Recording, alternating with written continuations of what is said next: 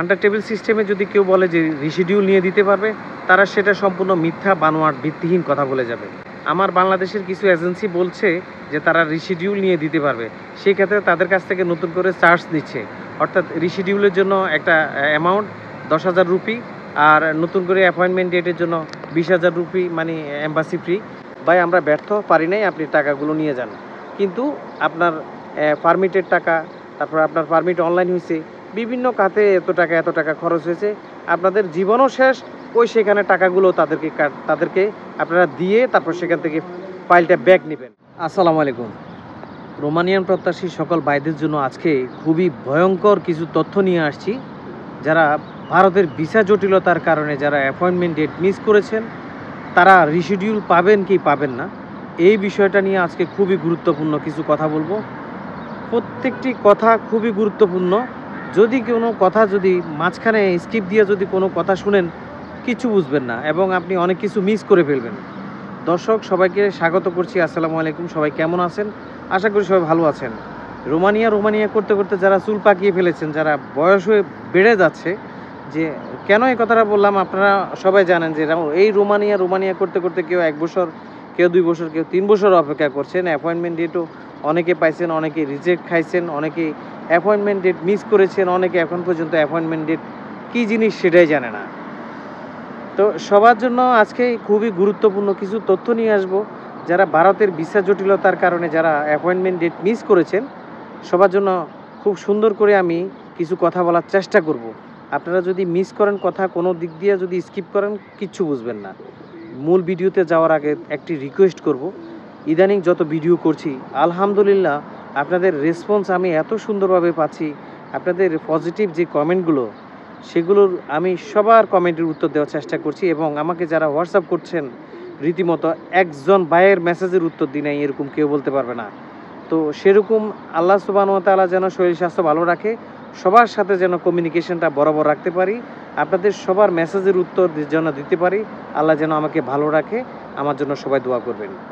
তো ভিডিও শুরুতেই আবারও বলে নিচ্ছি, যারা এখন পর্যন্ত আমার চ্যানেলে ভিডিও দেখার পরে শুধু ভিডিওটা দেখে চলে যান বা হোয়াটসঅ্যাপ করেন, কিন্তু একটা লাইকও দেন না, একটা কমেন্টসও করেন না এবং চ্যানেলটি সাবস্ক্রাইব করে আমাকে উৎসাহ প্রদান করেন না, তাদের কাছে বিনয়ী অনুরোধ করছি, ভাই আপনাদের কাছে কোনো টাকাও চাচ্ছি না, পয়সাও চাচ্ছি না, শুধু একটা সাবস্ক্রাইব চাচ্ছি, একটা সাবলীল মন্তব্য চাচ্ছি, কমেন্ট বক্সে একটা কমেন্ট করে যাবেন। এটা আজকে যে ভয়ঙ্কর তথ্যটা দিব রিশিডিউলের ব্যাপারে, সেটা সবাইকে আহ্বান করব ভালোভাবে মনোযোগ দিয়ে কথাগুলো শুনবেন।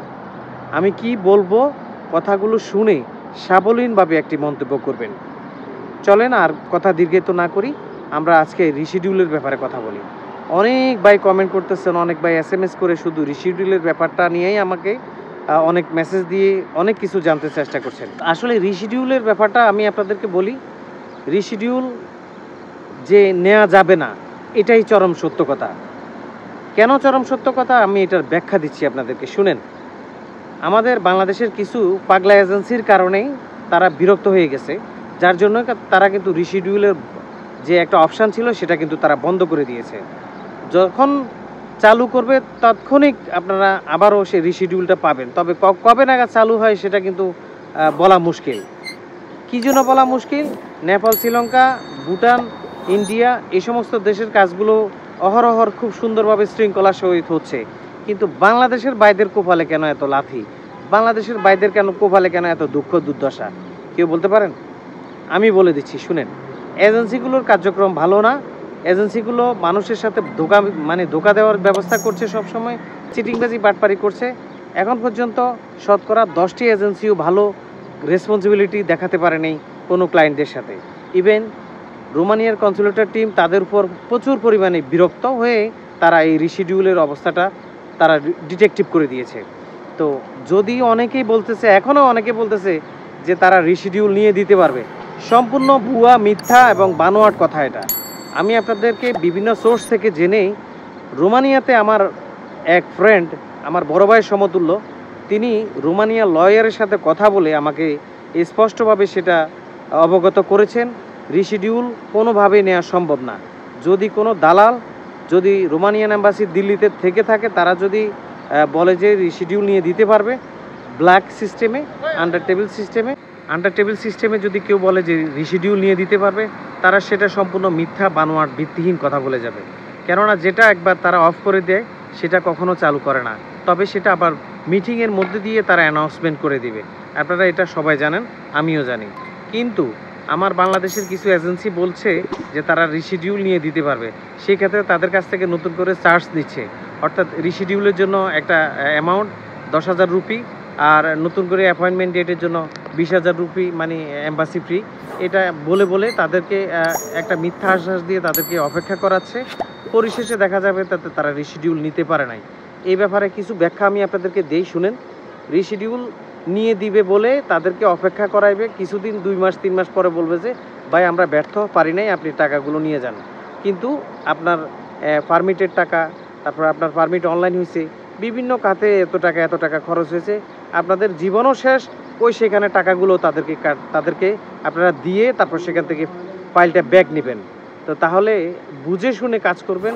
এগুলো নিয়ে আমি কঠিনভাবে লাইভ করব। আপনারা আমার সাথে যদি স্টে করেন সব সময়, তাহলে লাইভে আপনাদেরকে সবাইকে একে একে অনেক বাইকে মানে আমার লাইভে সংযুক্ত করে আপনাদের প্রশ্ন উত্তর পর্বগুলো আমি আপনাদেরকে দিব।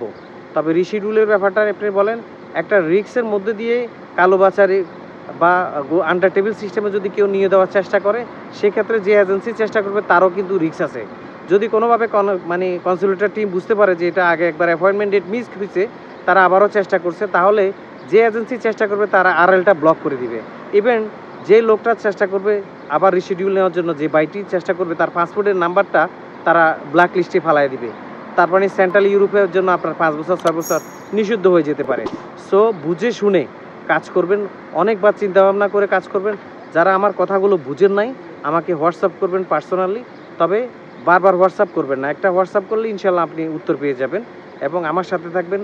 এইভাবে গুরুত্বপূর্ণ তথ্যগুলো আমি সবসময় শেয়ার করার চেষ্টা করব সবাইকে। ইউনিক তথ্যগুলো সবসময় দিয়ে আসছি সবার আগে, ভবিষ্যতেও ইনশাল্লাহ পাবেন আমার কাছ থেকে। তো আপনাদের কাছে আমি কি চাই, আমার ভিডিওটি শেষ অবধি দেখে আপনারা সবাই সাবলীল মন্তব্য করবেন এবং চ্যানেলটি সাবস্ক্রাইব করবেন। দয়া করে আপনি যদি উৎসাহ প্রদান না করেন, তাহলে আমি আপনাদেরকে ইউনিক তথ্যগুলো কীভাবে দেব। আশা করি বুঝতে পারছেন। আমি রিশিডিউলের ব্যাপারটা আজকে আপনাদেরকে ক্লিয়ার করে দিয়েছি, আপনারা আশা করি বুঝতে পারছেন। যদি না বুঝেন, বাকি যদি বোঝার চেষ্টা করেন, তাহলে হোয়াটসঅ্যাপ করবেন। ভিডিও লিঙ্ক ডিসক্রিপশন বক্সে হোয়াটসঅ্যাপ নাম্বার থাকবে, ভিডিওর কভারে হোয়াটসঅ্যাপ নাম্বার থাকবে, আমার চ্যানেলে হোয়াটসঅ্যাপ নাম্বার দেওয়া আছে, আপনারা যোগাযোগ করতে পারেন। অথবা মিয়াজ ব্লগ নামে আমার ফেসবুক পেজে যাই আমাকে ভিজিট করতে পারেন, মিয়াজ ব্লগ। তো ওখানে গেলে আপনি মেসেজ করলে উত্তর পেয়ে যাবেন। ধন্যবাদ সবাইকে, আজকে পর্যন্তই। সবাই ভালো থাকবেন, আমার জন্য দোয়া করবেন যেন সবসময় ইউনিক তথ্যগুলো দিতে পারি। আসসালামু আলাইকুম ওয়া রাহমাতুল্লাহ।